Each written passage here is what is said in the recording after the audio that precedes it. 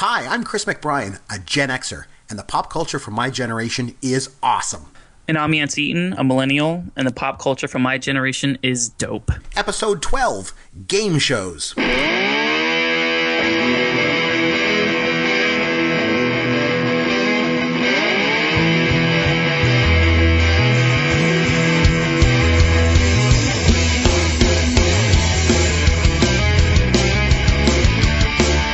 Hey, Chris McBrien here. This is Pop Culture World, along with Yancey Eaton. As always, we got a great show tonight. Oh, it's going to be great. What game shows? One of my favorite things of all time. TV game shows. Love them. Yancey, what's going on, brother? Not a whole lot. I'm still living the retail management grind. I know I say that every single week, but living the dream, right? Yep, living the dream, man. You know, working every other weekend and every single major holiday, and just waking up at 3 a.m. and staying until 10 o'clock at night. You know how it is. Oh, the retail grind. I love it. Now, actually, before we get started, I want to share a quick story with you, if I could. So, as you know, by day, I'm a college professor. Okay. And the thing is, so usually when I'm done a lecture, I'll usually get like about 4 or 5 students lined up at the podium, to come and talk to me, like they want to ask questions, I don't know, about the day's topic or, about an upcoming test or assignment or something, like just a quick question or make a comment about the subject matter, whatever. But anyway, so this past week, I was giving a lecture on ethics and marketing and business, and the class is over. A bunch of students line up to see me, just like always. And, there's the typical questions, like I said. And then the last student is waiting around, and he comes up, and I said, yeah, can I help you? And he just looks at me, and he goes, yeah, it's AT-ATs, not AT-ATs. What? Are you serious? Yeah. I didn't even know my students realized I did a podcast, let alone correct me for it. So it was really awesome. He's a great student too. He's an American like you, Yancey. So maybe it's an American thing, AT-ATs. I don't know. Good for him. But I got to tell you, in regard to that whole thing, I've gotten several tweets and emails on the matter, and it seems pretty conclusively that it's AT-ATs, not AT-ATs. So this debate is not going to go away anytime soon. I refuse to accept that, to be honest with you. I don't know. I mean, I don't have any evidence. I don't have anything to back it up, but it just feels like AT-AT is like the correct way to pronounce it. But like you said, I do understand your reasoning with the whole hyphen, and I get it. But this is one of those things, like, until I hear it from like George Lucas's mouth himself, like I'm gonna stand firm on this one. I sent a tweet this week out to ILM, Industrial Light and Magic, and I didn't get anything back. I'm gonna go all the way to the top if I have to. Lucas isn't on Twitter, but I will find somebody definitively. I don't care, somebody that's involved there, and we'll get an answer. But anyway, so one of the staples of pop culture has been TV game shows. And that's going to be our topic this week. Are you ready to get started, my friend? I am ready, Chris. Let's do it. Let's go. You kids today with your Zima soft drinks, Pac-Man video games, and your Dan Fogelberg records. We're the do-it-yourself generation. A lot of millennials look at me like I've got 2 heads. If you didn't like MASH... So here's where our generations are really, really different. They all watch the same 5 TV shows. We mock what we don't understand. It is very, very culturally relevant. It's going to be here for a while. It's like a little secret handshake that we have with each other. Help me out, Chris. What am I trying to say? I'm young, I'm hip, and I speak the language of the streets. You have like this weird, almost cultish obsession with the Fonz. Okay, so we're going to be counting down our top 5 game shows of all time. We're going to go from 5 to 1 like always. Yancey, take us away. What's your number 5 game show? All right, so let me preface this, as I always do, by saying that normally we do like the generational gap, where you would talk about things that were, really prevalent whenever you were, either a teenager or something like that, and likewise for me. But most of the game shows that I like have been around for a really long time. Oh, good. So good. This is we're going to have, we're going to have a lot of overlap here, simply because you don't see any like groundbreaking, just revolutionary, pop culture like phenomenon, game type shows that have come out recently. I don't think. Maybe I could be wrong, but so most of my lists are older. So starting off at the top, we're going to go with Family Feud. Nice. Yes. For obvious reasons. Yes, for obvious reasons. I'm sure it's going to make your list. I'd be surprised if it doesn't. Obviously, the show has gone through a bunch of different iterations. It's had a bunch of different hosts, and they've tweaked the format for the most part. But generally speaking, it's basically stayed the exact same. Obviously, you have 2 families, you have 2 rounds, and then the third round is where triple the points, which basically means like the first 2 rounds are completely useless except to fill time in a game show, which I've always kind of loved, because it's like literally you can get swept the first 2 rounds and you can win the final round, and then bam, you're done. My favorite thing about Family Feud is is not everybody in a family is intelligent. Not everybody in a family is, worldly or wordsmiths or good at trivia or good at answering questions on the fly. So you'll get these families where you can see like there's one dude who's just like super, super prepared. He's a really, really sharp guy. And then you have like the middle-aged mom or like the old uncle that doesn't know anything. And the answers that they give that are so bad, that are just like cringeworthy, and you can see it in like the family's faces. And even though they know it's an awful answer, they always go, good answer. And they try to be positive. And I just love that awkwardness whenever like you see like all of the disappointment that is like your family, that is your sibling or your mom or your spouse. Like I just think it's perfect. So Family Feud, it's been kicking for a long time. It's still funny. I'm not a huge Steve Harvey fan, but even the newest iteration is still pretty good. So Family Feud is my number 5. Okay, so my question for you then is, as a millennial, who is your favorite host? Which host do you like? Because Family Feud, like I say, it's seen a lot of iterations. Dawson, Ray Combs took over from 88 to 94. Louis Anderson came in for a couple of years. Richard Karn, John O'Hurley, and now, of course, Steve Harvey. So of all the hosts that it's seen, which one is your favorite?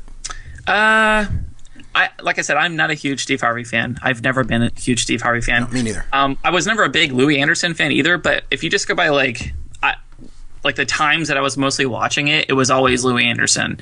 So I guess technically by default, I don't know if he's my favorite, but he's the one that I've seen the most of, so it'd probably be him. But what is your favorite? Louis Anderson would be dead last on that list. No two ways about it. He was horrific. He was the worst game show host in the history of television. So there's that. Richard Dawson, no two ways about it. If you go back and watch them on YouTube and stuff, and you'll see. I'll get, because it's definitely on my list, so we'll get to it. But that's a good one. I definitely like Family Feud. Okay, so my number 5 is a show called Joker's Wild. I love trivia. Not sure you may have noticed that. And Joker's Wild to me was one of the best. It ran from 72 all the way until 91. It was probably at its best though around 79 to 81, I would say. Jack Barry was the host, although Bill Cullen, he hosted for a while too.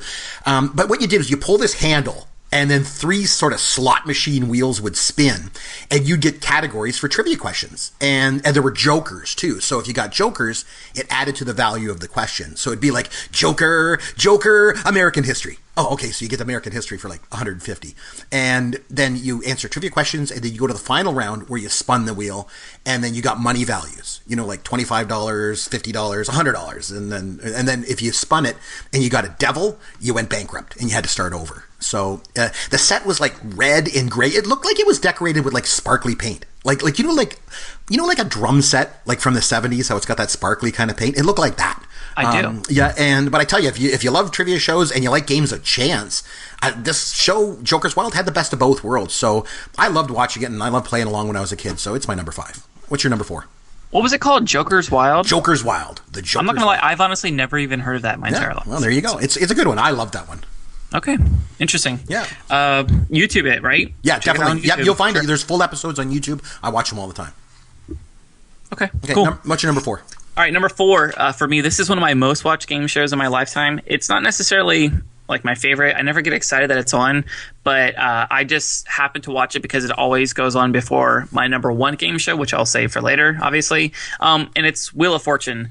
Pat Sajak is probably the most vanilla host I've ever seen. You could tell he just kind of like shipped it in about 15 years ago. Vanna White is a timeless, ageless beauty, and everybody loves Vanna, myself included.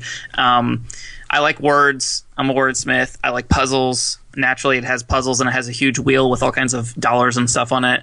I like that it's kind of like it's almost like a faceless, like sterile game show where like they don't let you know too much about the contestants at all. It's like a very like run of the mill. You never see shows where like they kind of like deviate from like, the standard operating procedure. Basically, you always kind of know what you're getting with Wheel of Fortune, and that's kind of okay with me. Sometimes I just like consistency. I like knowing what I'm going to watch, and that's kind of Wheel of Fortune for me.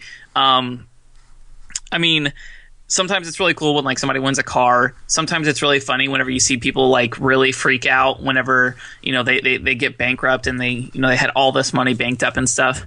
But what I most love about it is whenever people just look stupid, and it happens a lot. You know what I mean? Like just anytime you have, you're trying to guess words and stuff like that, and you have one or two letters in it, and the combinations of words that people have inside their heads, it's pretty fascinating to me. Like I said, it's not like a super novel idea. It's not very interesting. It's always the same thing. But Wheel of Fortune is incredibly consistent. And like I said, Vanna White is more than worth watching. So Wheel of Fortune, number 4. I remember back in the days when Chuck Woolery hosted it, and even when Rolf Benershka hosted a version of it. But you're right, Pat Sajak has kind of just taken it and run with it. Obviously, he's done it for years now. And Vanna White, she looks the exact same now as she did in like 81. It's unbelievable. You know what? I actually meant to say one more thing too. My wife had actually told me about this because I told her we were doing game shows, and she had done some research on this. I don't even know what she was looking up, but she had mentioned that they actually record, I think it's like only 4 or 5 times a month. They'll basically come in and they have, Vanna has like 6 or 7 dresses, and Pat has like 6 or 7 different suits, and they will record all day for like 4 or 5 days in a row. And that's all they record for an entire month. Yep. So if you add it up, this guy only works, Vanna and Pat only work like 2 or 3 weeks out of the year, or 3 or 4 weeks out of the year, whatever it comes out to be. But isn't that crazy though? So if you see him and you just look like he's about to, kill himself basically, it's like that's probably the 7th show in the last 24 hours that he has recorded. Like that dude is checked out. This is a job. He's not doing this because he loves it. This is a job. Yep, absolutely. He's a game show host, right? I mean, it's not easy. Okay, so my number 4 is the $100,000 pyramid. It started out as the $10,000 pyramid back in '73, and then it went to like the $20,000 pyramid, $25,000 pyramid, $50,000 pyramid, and finally the $100,000 pyramid. But the $100,000 version is where it really, really hit its stride. They had like this new set with the contestant seats, and they had like this TV screen that rotated back and forth between the celebrity and the contestant. And like a lot of game shows that were on TV at that time, the quote-unquote celebrities were just pretty much Z-list actors. They were willing to do daytime TV for scale, right? And Dick Clark hosted the show, and I'm talking like the versions with Donny Osmond, and there's now one Michael Strahan. Just ignore that crap. Pretend that stuff never existed. Dick Clark's $100,000 pyramid is the ultimate version of the show. And so the way it worked was they had the 2 celebrities, like I said, the Z-list actors, and they got paired up with a contestant, and then they had to take turns describing words to each other and then try to get the person to say the word. It's kind of based on Password. There was a Password game show that Alan Ludden used to host, so it's kind of based on that. And then, if they got more words than the other team, they got to go to the winner's circle. And the rules were kind of reversed, because when you went in the winner's circle, you could just give lists of things, and the other person had to guess the category. So, like, for example, like the person giving the clues might say something like I chase mice, I go crazy for catnip, I scratch the furniture, and the category would be like things cats do. You know what I mean? And it was just amazing game show to watch, a lot of fun, and I really enjoyed it. That's my number 4. So number 3. Okay, number 3 for me. I actually had to look it up to make sure that it was a game show, because I kind of just grouped it in like the reality TV show kind of genre, but it actually is apparently a game show. The people in it play a game, and that's The Amazing Race. My mother actually was the first person that introduced me to this. When I was growing up, all through my elementary and middle school and high school years, we never had cable or satellite or anything like that. Excuse me. But we did have, basic network television, and The Amazing Race was always on, I think, CBS and stuff. And my mom loved it. And so I would always just kind of watch it just because it was on in the background kind of thing. And then it kind of got like a second life for me, because my wife is also a fan of the show. And obviously, just to preface this, I'm sure you've heard of it before. Most of the people listening probably have too. But you have a pair of 2 people, a team. They go all over the world competing against other teams. And you have checkpoints, and you have pit stops and stuff like that, where you're trying to get to one place. And normally, like, the last person to get to, or the last team to get to a place, is eliminated. Sounds really, really simple, but they'll literally go from Dubai to Mongolia to Paris. They're literally just globe hopping like the entire time. My wife loves it because obviously she just loves travel, and she loves being worldly and all that stuff. My wife's also like really, really astute at directions and planning things and stuff like that, and that's something that I'm really poor at. So it's kind of something we gravitated towards together as like a couple, because I'm really personable. I'm good, quick thinking and stuff like that. I'm really good at making people kind of like do things for me, which kind of makes me sound like a sociopath. But we were on our honeymoon and we were in New York and we missed our flight, and I called and gave like a sob story and got like free tickets kind of thing.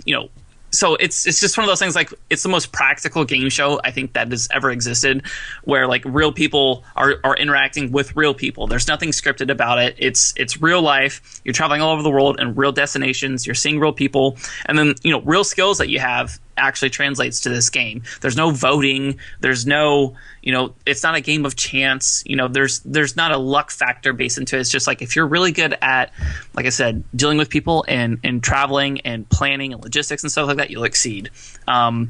It's one of those shows where like I think it's actually it's come on the air and then it's kind of gone off again or whatever, but it's won like a ton of awards. I know it won a ton of Emmys and stuff like that for like outstanding reality programs, and it's in stuff. It's won a lot of awards and stuff like that. It's just, I hope it kind of sticks around or whatever. I'm actually not even sure if it's still in the air, but I love it, and I think that's my number 3, Chris. Yeah, that's your 3. I would say I was kind of looking forward to or expecting you to kind of go into that realm. See, to me, shows like that, I still kind of classify them as reality shows. I know they're playing a game and all that, but to me, like, I don't know. I'm old school. I'm Gen X. Like, I think of game shows as like in a studio, on a set, playing a game with a host and all that kind of stuff. The Amazing Race is a good show. I'll give you that. And the cinematography and stuff is great. The Canadian version, a little bit of trivia. The Canadian version, The Amazing Race Canada, is hosted by John Montgomery, who is actually a graduate of my program at the college, and he was actually back last year and was the keynote speaker at graduation. So he's a really nice guy and a really, really great speaker too. But anyway, my number 3 here's our first crossover. It's Family Feud for me, and like I was mentioned earlier, Steve Harvey, all that crap, forget it. Richard Dawson. That's the version. So Richard Dawson was so popular with contestants and audiences when he was on Match Game that he was given his own show. That's where Family Feud came from. And like I said, if you're only familiar with the Steve Harvey version, or even like from Louis Anderson on with a different set and all the writing and stuff like that, I think you want to go back and watch an episode with Richard Dawson, because the new version, it's just not the same. It's not just the host or the set. The old version with Dawson is just so much better on every level. Although I will give a shout out to Ray Combs. So Ray Combs took over and did the show from like 88 to 91, and he was good, man. I got big ups to him. He was a good host too. But like I say, it's just a way better version of the show. It was like campy. The writing of the questions was way better, and it was even a little bit creepy, because Richard Dawson, he would kiss all of the female contestants on the lips. Thank you for bringing this up, because I'm literally sitting here thinking, and I'm like, okay, I don't want to sound stupid, and I don't want to denigrate like his pick for game shows and stuff like that, but isn't this the show where like the guy literally kissed everybody? Like, he would, like, there would be like little girls and be like, oh, won't you give me a kiss? Like, I've seen like YouTube compilations and stuff of him. Like, so this is the guy, right? This is the guy, really, Richard Dawson. He would kiss them all on the lips. I remember one time they did a celebrity version, and he kissed who was it? Rory Calhoun. He kissed him on the lips too. Like, he just kisses everybody. Like, it was just, it's out of control, I tell you. Yeah. But with the like I say, so the gameplay of the show, just as a bit of a history, it was based on the super match segment of Match Game. So in Match Game, what they would do is they would poll the studio audience, get the top 3 answers, and then the contestants had to try and guess them. And Dawson was like almost always, 99% of the time, he was the celebrity that the contestant would pick to help him with the segment. So I guess it only made sense that he, would be the one pegged to host the new show. But Family Feud is my number 3. So on to your number 2. Okay.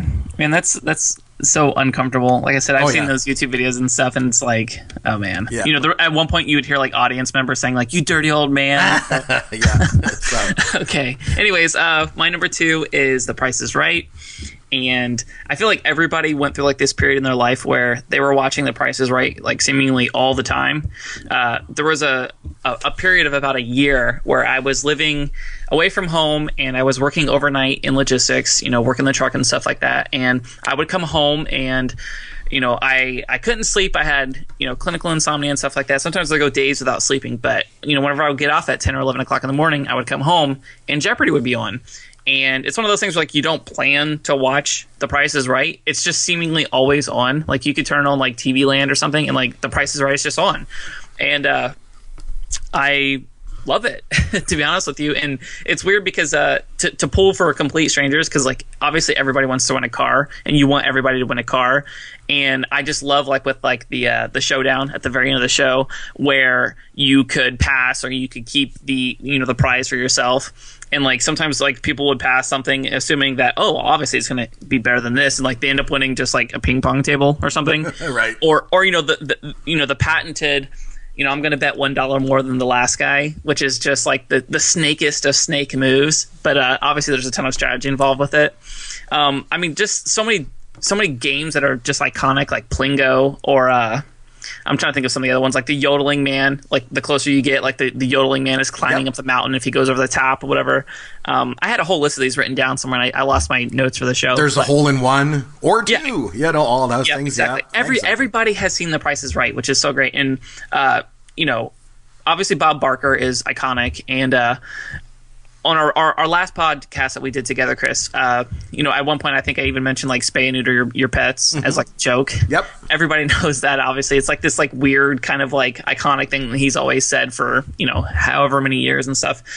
Drew Carey does a decent job, I will say that, but I don't know, it's not the same. I know that's kind of like a cheap thing to say. Everybody's always going to say that the new thing isn't as good as the original, obviously. He does a really good job, but man, Bob Barker was just iconic. He was absolutely iconic. And like I said, everybody loves The Price is Right. I've never met anybody who doesn't. It's just a perfect game show. So that's my number 2.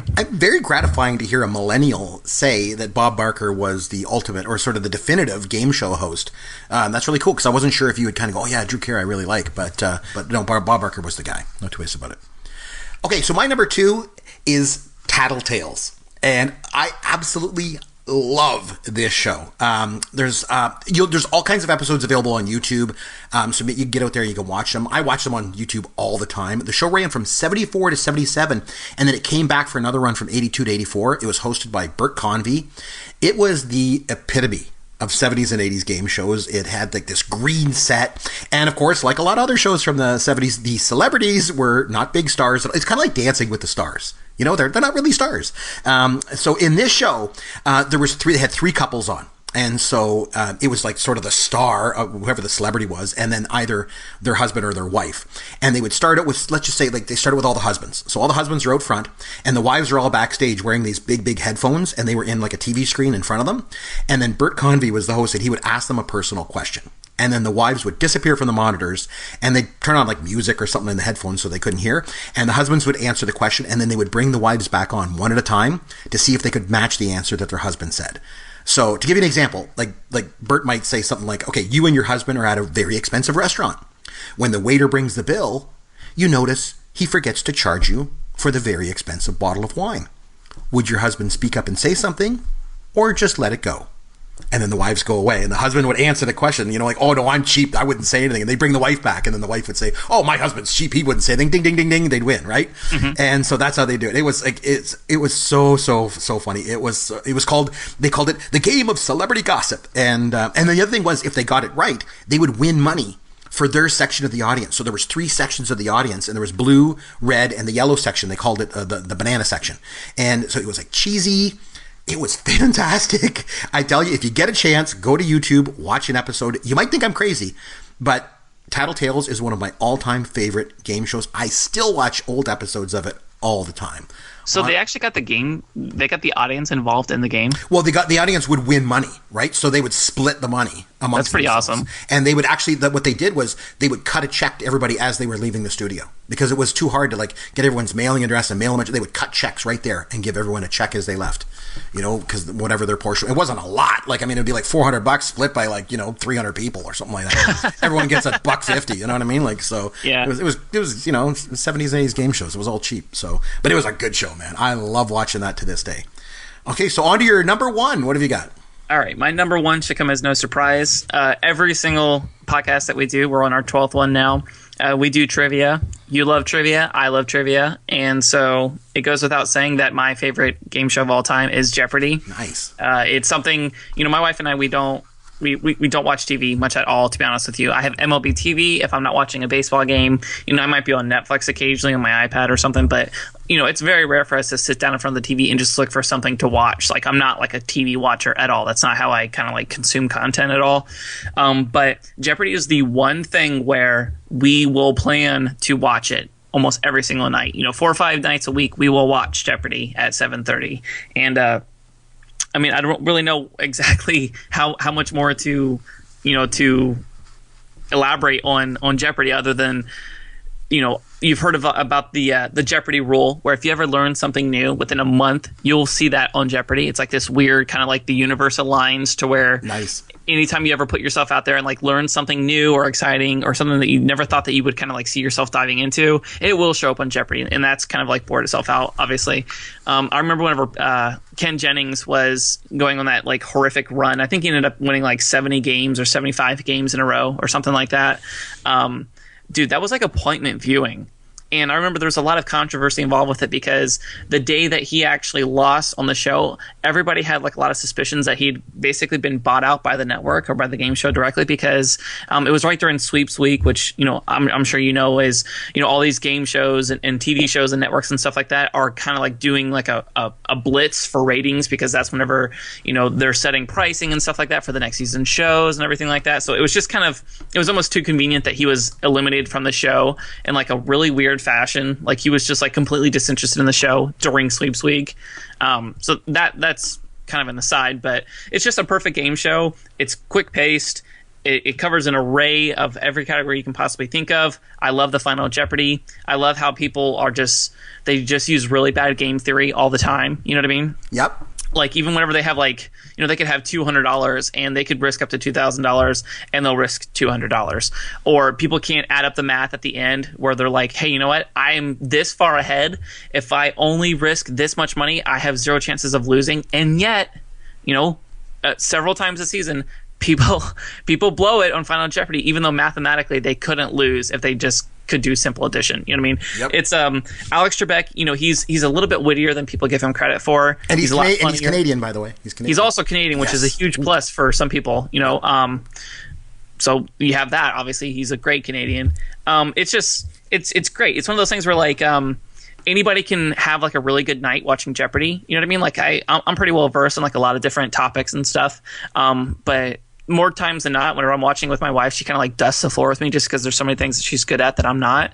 So it's kind of like one of those things where like I wish there was like a couples Jeopardy that we can go on, because we literally just mop the floor with people. But it's just a perfect game show. You kind of get to like stress like your intellectual muscle kind of thing. You know what I mean? Like that's one thing my wife always says she's the most attracted to about me, is like I love to learn and I love knowledge and trivia and stuff. So Jeopardy is always going to be timeless. I hope Alex Trebek never dies. A part of me thinks he's just like some sort of like sentient like robot overlord kind of thing.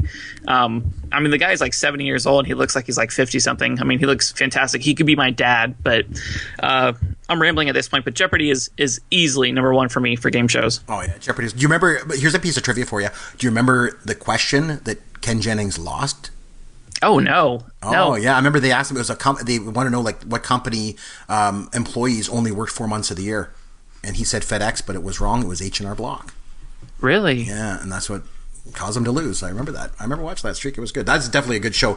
And like you say, Alex Trebek is sort of a definitive game show host himself. You know what I mean? And he was good. He got started on Canadian TV doing a show called Pitfall back in the late 70s, early 80s. I remember watching it. But anyway, my number one game show of all time is Match Game. I love this show, and for me, it's a microcosm for society in the 1970s. Go back and watch some episodes. There's tons of them on YouTube, and I'm talking about the ones with Gene Rayburn as the host. And from around 78 to 81 ish, that was the really hit its stride. Like I say, it's basically a snapshot of what society was like back in those days. They're drinking on the show, they're smoking, it's chauvinistic. It's another example of I love chauvinism. Yeah, exactly. It's so funny because you watch it and you're like, you could not say that on TV today. Like, I can't believe it. And back then, it was just totally acceptable to talk this way. And so that's part of what makes it so appealing, that you're just like, man, I can't believe how much society has changed. But like I say, the celebrities on it were, all D-list actors. So they had a panel of 6 stars, right? And then they had 2 contestants, and then the contestants try to match the stars. So Gene Rayburn would pull out a card, he'd read it, the stars would write down their answers, the contestants would give an answer. 9 times out of 10, they would give answers or questions with like double entendres, or they would just outright say stuff that was racy, especially for daytime TV in the 70s. So like, to give you an example, like Gene might pull a card and he'd say, okay, Dumb Dora is so dumb. And of course the audience says, how dumb is she? Dumb Dora is so dumb. She's been in kindergarten so long. She's the only girl in class with blank. And then, of course, they'd say, like, boobs and stuff like that. And, like, it was campy, funny stuff. Like, I just can't believe that they got away with that kind of stuff. And like a lot of the other shows, like, I would say, forget about those lame reboots over the years. Like, there was Ross Schaefer, Michael Berger, even Alec Baldwin is even doing one now. I heard that. Yeah, yes, I did hear that. Throw it all away. It's the Gene Rayburn version was the best game show of all time. Campy, cheesy, offensive. But most importantly, you know what? It's fun. And that, to me, is what game shows should be all about. In my opinion, after all, they're game shows. And games are meant to be fun. And to me, nothing was funner than watching Match Game. So that's my list. Anyway, time now to have some fun with Yancey.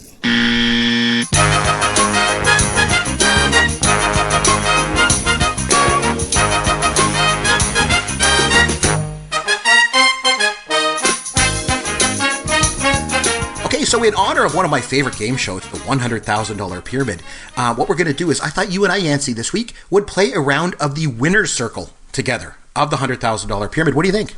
Okay, let's do it. Okay, so just like I said, the way it works is I'm going to give you lists, and you try to guess the category.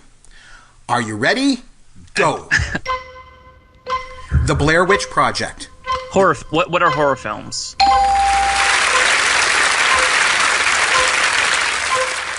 The one where Jesse's stepbrother moves to New York to live with her. The one where Slater gets a wrestling scholarship for the University of Iowa. The one where Screech makes spaghetti sauce. Oh, what is The one where Jesse takes caffeine pills. Saved by the Bell.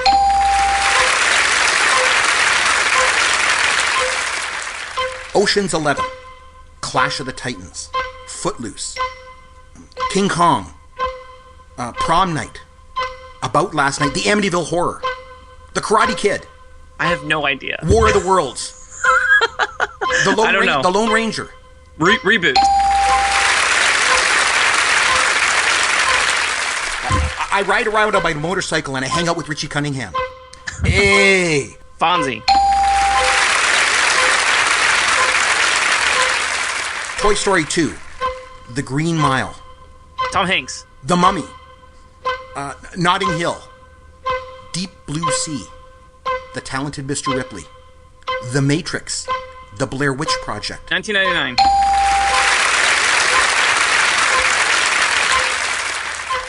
Joliet Jake Blues. The Samurai Warrior. Henry Kissinger. William Shatner. Pete from the Olympia Cafe. Joe Cocker. Lowell Brock. Captain Ned. Jack Kerouac. This is really hard.